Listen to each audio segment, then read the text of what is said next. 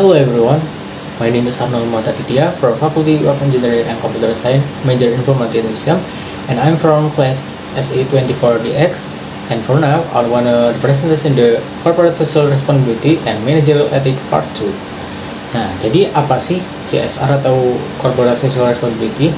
CSR adalah definisi dan deskripsi dasar CSR, termasuk tanggung jawab sosial, ekonomi, dan lingkungan. Etika manajerial.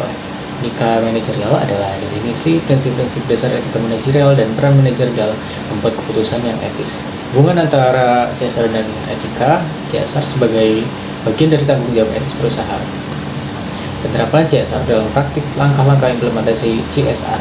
Yang pertama ada penilaian kebutuhan sosial dan lingkungan. Melakukan riset untuk mengidentifikasi area di mana perusahaan dapat berkontribusi secara positif terhadap masyarakat dan lingkungan. Yang kedua, ada integrasi CSR dalam strategi bisnis. Memasukkan inisiatif CSR dalam visi misi perusahaan untuk memastikan keberlanjutan dalam jangka panjang. Yang ketiga, ada pengalokasian sumber daya. Menyediakan anggaran dan sumber daya untuk melaksanakan program CSR yang efektif.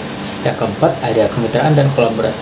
Menjalin hubungan dengan LSM, pemerintah, dan mitra bisnis lainnya. Studi kasus Apple dan CSR. Apple Commitment to CSR. Di dalam lingkungan, Apple berkomitmen menggunakan energi terbarukan di semua fasilitasnya seluruh dunia dan mengurangi jejak karbonnya. Di lingkungan sosial, program Apple untuk mendukung pendidikan STEM atau Science, Technology, Engineering, and Mathematics komunitas yang kurang terlayani. Yang ketiga, ada pekerjaan yang adil. Apple berfokus pada praktik kerja yang adil di seluruh rantai pasokan globalnya. Inisiatif CSR yang menonjol, produk ramah lingkungan, penggunaan bahan daur ulang, dan desain produk yang lebih ramah lingkungan. Kedua, laporan keberlanjutan. Apple merilis laporan keberlanjutan yang transparan untuk menunjukkan dampak dari inisiatif CSR mereka. Tantangan dalam implementasi CSR.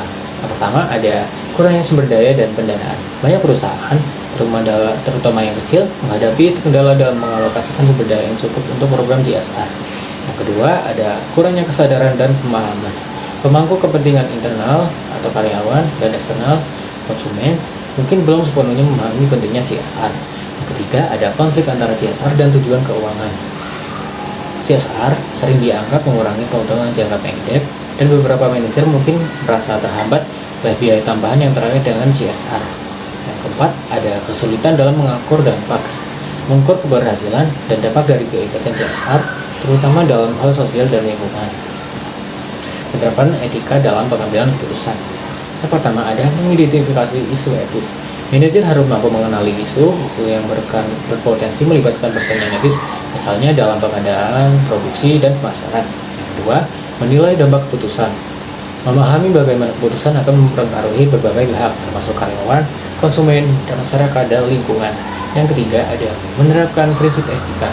Menggunakan prinsip-prinsip seperti keadilan, transparansi, dan integritas untuk membuat keputusan yang sejalan dengan nilai-nilai perusahaan. Yang keempat, kepemimpinan dengan contoh. Pemimpin perusahaan harus memberikan contoh melalui tindakan mereka. Tantangan dalam menjaga etika manajerial. Yang pertama, konflik kepentingan.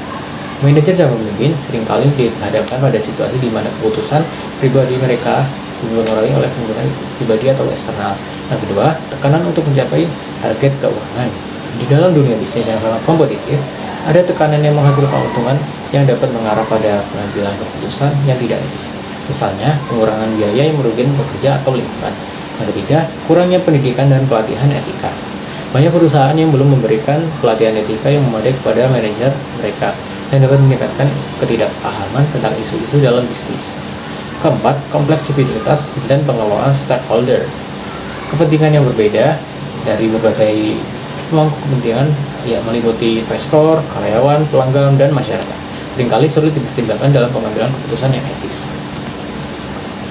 Praktik dalam CSR dan etika. Yang pertama, ada transparansi dalam laporan CSR.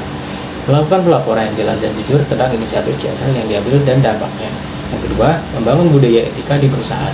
Mengintegrasikan dalam etika dalam proses perekrutan, pelatihan, dan evaluasi karyawan serta pengambilan keputusan manajerial. Strategi integrasi dan CSR dan etika.